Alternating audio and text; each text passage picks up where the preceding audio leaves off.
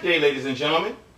Today's video is for all of you out there, to my dismay, and because I love the white man, my disgust, how you have taken for granted, mistreated, and do not respect Mr. Charlie's evil genius and kindness. Now, I know you think this is the dawn of the new age of political correctness, compassionate conservatism, fair and balanced opportunities, and truth and justice for all, but what about our gratefulness? What about that? I agree with Louis Farrakhan. Yes, Louis Farrakhan. You know, when he said in his speech when he switched his alliance to Scientology, I just want Mr. Charlie to be proud of us. Mr. Charlie all over the world, hear me. Because I know the rest of the darkies don't feel like I do, I want to start off by saying thank you. Thank you for coming and saving me from myself. Hell, if it wasn't for your benevolency, I would still be butt naked in the jungles of Africa, getting eaten by tigers, lions, and bears. I want to thank you for letting us breathe your air, giving us good work ethic, and feeding and clothing us when we couldn't do it ourselves. And what do the darkies give you in return for your white Jesus-loving troubles? Lip. That's what they give you. They give you lip. Marching up and down the streets demanding no justice, no peace. Ungrateful heathens. Plain and simple.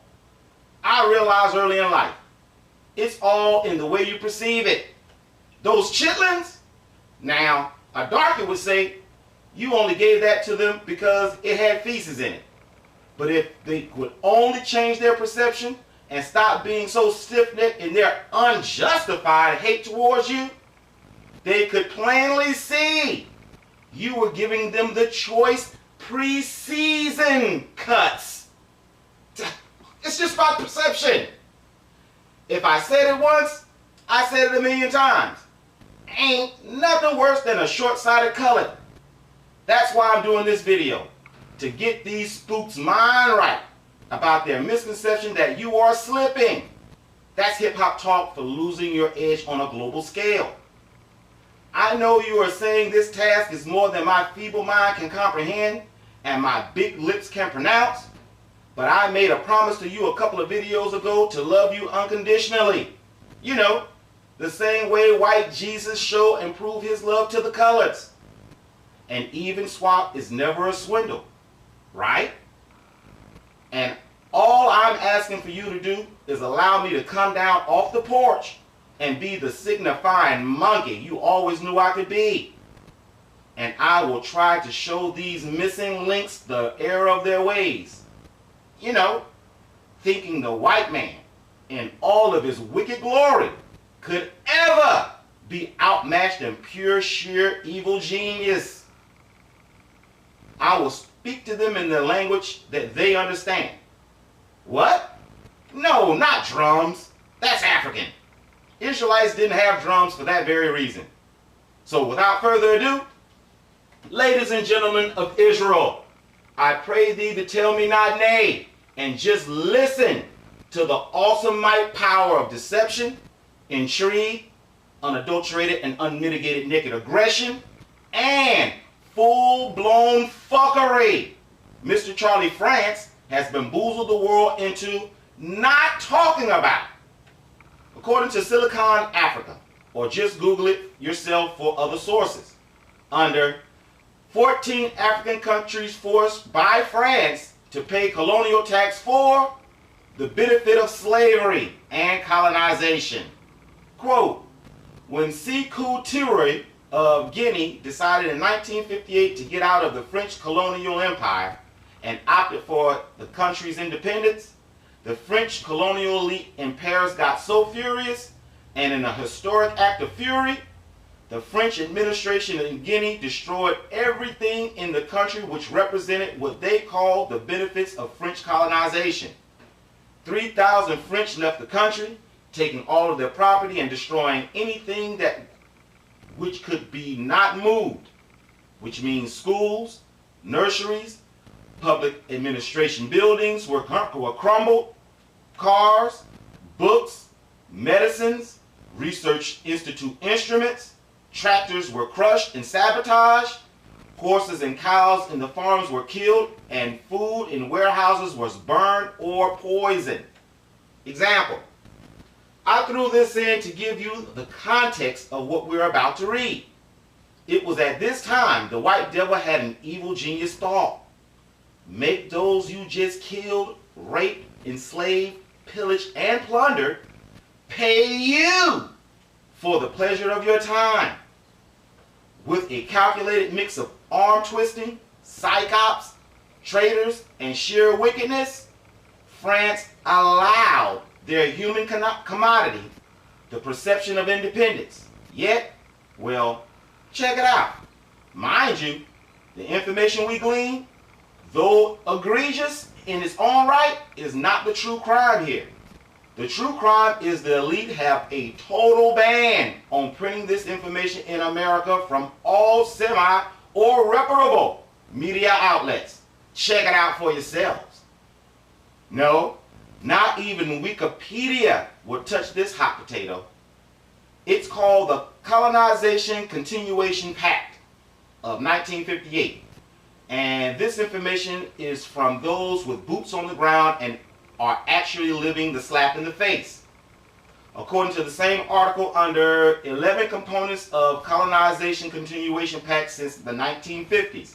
Quote, at this very moment I'm writing this article, 14 African countries are obliged by France through a colonial pact to put 85% of their foreign reserves into France Central Bank under the French Minister of Finance control. Until now, 2014, Togo and 13 other African countries still have to pay colonial debt to France. African leaders who refuse are killed or victim of coups.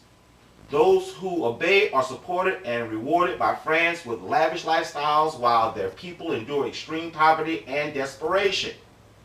It's such an evil system it was even denounced by the European Union. But France is not ready to move from that colonial system which put about $500 billion from Africa into its treasury year in, year out. Example. Now here is a very quick list of the demands of the pact. 1. The newly independent country should pay for the infrastructure built by France in the country during colonization. 2. We already read about the automatic confiscation of national reserves. 3. France has the first right to buy any natural resources found in the land of its ex-colonies. 4. Priority to French interests in companies in public bidding. Basically, France must be considered first in any type of government contracts.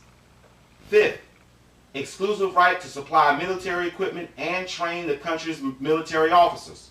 So, when we hear about coup massacres and such in these countries, you know where they got the means, machinery, and the know-how from. I am not going to go into all of it, but let me tell you this. Those people, just like us, are within Mr. Charlie Francis' wicked devices and was only given free range with the express intent never to achieve freedom. Think about our situation, ladies and gentlemen. Allowing you to work to live and live to work is not freedom. Allowing you to become, pooled together, the 10th richest consumer nation upon the earth is not freedom.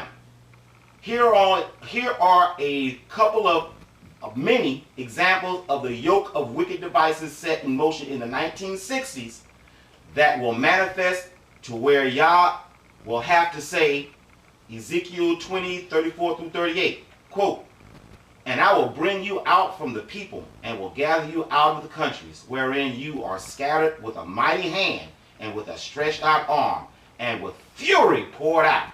Stop! As you can see, these demons got their hooks in us so deep, Yah has to pour out his fury before they succumb and take the cores of wicked devices from around our spiritless bodies. I can stop right here and go to my examples, but like Hillary so famously said, never let a good crisis go to waste. What I mean is, since I already have your attention, I have have been hearing so many crazy ass doctrines lately, I no longer just laugh at them anymore. This is serious. I see the next couple of verses actually deals with many of their wayward beliefs all at the same time. You guys know who you are and which part pertains to you. Let's continue. Quote, "And I will bring you into the wilderness of the people, and there," where y'all? "And there," you mean not since the 1800s here in America? No, it says, "And there I will plead with you face to face, like as I pleaded with your fathers in the wilderness of the land of Egypt. So will I plead with you," says Yah. Stop! As you can plainly see, just like our dads didn't know Yah's ways. In fact, if you look upon the story with an analytical eye, the entire people had no earthly idea what Moses was talking about, including Moses himself. When they were crying to heaven because of the affliction, they were not crying to Yah or the God of their dads specifically at all. How could they if they didn't even know his name? No, they were just as engrossed in the lifestyle of the heathens just like everyone else was. Women doting over Egyptian blood-gorged elongated paramours and loving it so and such. They had no idea of the whoredoms, and they had no idea of their whoredoms, both physical or spiritual. But let me get off of my soapbox about that. Here are those examples of everyday wicked devices by the man meant to keep a brother down, sedated, castrated, manipulated, and anything truly righteous, they forbade it. I was mentioning earlier. Did you know it was against the laws of Israel to wait until the end of the week to receive your daily wage? Do you know why? Because it enslaves you in debt. That's why. This, just like everything else we consider normal, our normal way of life, is wayward and a wicked device to hold you fast and refuse to release you. You cats talking about leaving and saving yourselves when more than half who are saying it cannot leave the country anyway. Why? A wicked device called war on drugs.